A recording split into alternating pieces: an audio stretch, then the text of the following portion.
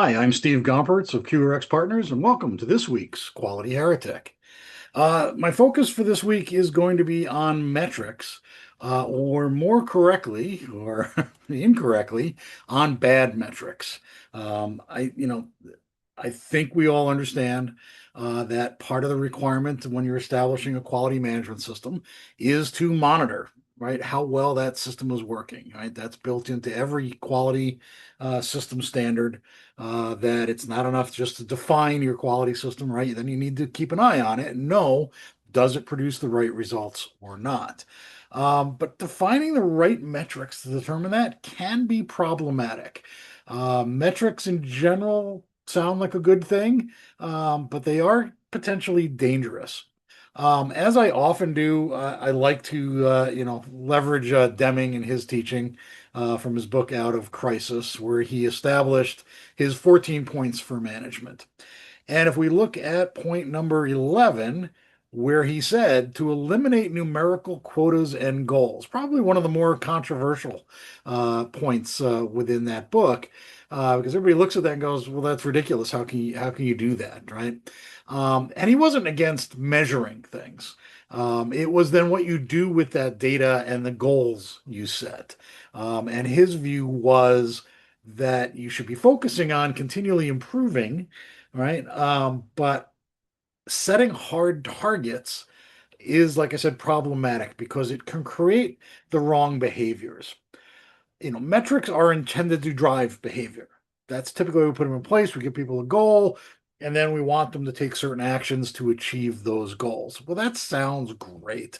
But sometimes they actually drive bad behaviors, right? The absolute opposite behaviors of what we want. And that was more what Deming was warning about there. And I'll give an example. This one is so common out there, right? We want zero defects. And I get it. That's a lofty goal, and of course, the right thing to think about. But to actually set that as a goal for your organization, like maybe to tie it to people's bonuses, is really problematic because it will potentially drive the wrong behaviors. Because if my bonus is dependent on whether or not I produce zero defects, right? Or my work cell and my colleagues, same thing. Well, I know a really simple workaround for that, and that is let's not do the inspections that are required. We'll just write in some data to show that the inspections worked just fine and there were no defects, right? We're hiding this stuff. And I don't think that happens a lot, but I have seen it and variations of that where we create this goal not thinking about the incorrect behaviors it might drive, and then it pushes people to do these things that we really didn't want them doing in the first place. So that's one example. Instead, what you should be doing is explaining what's the impact of having those defects, right? Help people understand what is it they're making or doing, right? What is the work they're doing, and how is that one valuable, and two, how is it also dangerous, right? It's a risk-based approach, right? We've heard me talk about that before, and helping them understand that this is what happens if you don't pay attention to what you're doing, you don't think about, the way things need to be done. The result then is if you set that and just go, we just keep wanting to get better and we want to avoid these bad things, is now employees take ownership, right? Now they will strive to understand how those defects occur because they realize, well, if I'm supposed to avoid these things, I better understand how they happen in the first place, right? And now we're into a more proactive approach versus a reactive, where, oh, well, we missed the number and now we're in trouble here, right? Um, the other, intent of metrics is to give a common goal to the organization. And I get that. Again, it sounds like a logical way to go, but again, how you state it, how you define it, could really, either work in your favor to drive the organization or to crush it, is what I've seen, happen occasionally as well, which I don't think is anybody's intent in establishing the metrics, but it can have that effect. I use an example of I was at a company, and management decided they'd have enough. It was medical devices. They had enough of product recalls, and so we had a big all employee meeting and little tough love. We're better than this. We can do better. Come on. And so now we're going to make it. And they did. They made it part of one of the characteristics or one of the factors in our annual performance bonuses was zero product recalls. That's what we're striving for, right? Because it makes sense. Of course, if you're in med device or any product, you don't want to have any sort of recalls. Recalls are horrible. They cost us a lot of, money and reputation problems and lawsuits and all of that, right? So of course we don't want that. So they set that goal and it sounds great. Rah, rah, rah. Let's be better and let's move on. And 2 days later, of course, there was a recall. Right. And so now you've basically just destroyed the incentive to achieve anything because the goal was zero. We blew that. We can't do anything about it now. You can't go backwards. You can't undo the recall, right? And so now there's no incentive to move forward. And to some degree, the organization feels like a failure because you set this goal and within 48 hours, we totally missed it, right? And they forgot things like, well, what about all the stuff that's gone on before they actually set the goal, right? And that was where the recall came from. Obviously, we didn't build something within those 48 hours and then that created a recall. This was stuff that had been built months or years ago that initiated that next recall, right? And they weren't really thinking about the full breadth of applying this thing. Instead, and this is what they did a couple weeks later, is come back and say, all right, we need to talk about why recalls are bad.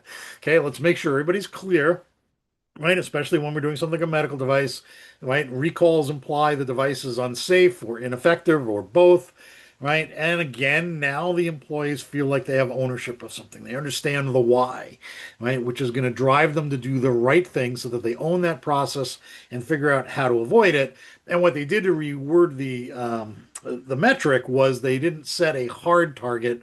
They said we need to keep reducing the number of product recalls. So let's see if we can achieve a 10% reduction in the number of product recalls this year. And then 10, right, every year, right? See if we can keep driving it down. And that gives us something we feel like we can act on as employees, and we can see progress against that. And I think that's where metrics come in handy is that they provide the ongoing metric so that we gauge progress. And that's really what is the goal of this. It's what Deming would have been satisfied with is, yeah, don't set those hard targets, which you don't understand exactly the dynamics that'll occur because of that. You want to explain this is the overall, expected outcomes from our process. Now, make the process do that as well as possible. So, one final thought that I want to talk about here. We hear this quote a lot and usually attributed to Deming. It is wrong to suppose, I'm sorry, this is the actual Deming quote. It is wrong to suppose that if you can't measure it, you can't manage it. A costly myth, right? And so this was Deming saying, hey, don't sit back and go, well, that's hard to measure. There is no really perfect measurement for that or accurate. His view was take what you have in terms of whether it's anecdotal information or incomplete measurements. It's still better than just doing nothing or just completely guessing at it. What I was alluding to was you will often see this out on the internet, this quote of you can't manage what you don't measure, attributed to Deming and Ford and Drucker and anybody else who's famous. And the reality is, especially none of them actually said it, and certainly Deming did not say it. If you compare that phrase to the one above that Deming actually said, they're actually completely opposite of each other, right? One says you must measure, otherwise you can't make progress. Deming was saying, no, don't get hung up on the measurements. Keep looking for ways to improve. You know what to do, right? The people in the process know what to do. So there's sort of a second lesson for today.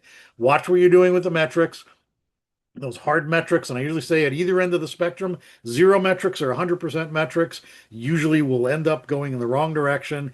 The goal should be watching the process over time and wanting to see the trends go in the right direction. That's really what it's all about. So again, I look forward to any comments you may have, and let's get a good discussion going on this. Otherwise, I'll see you next week.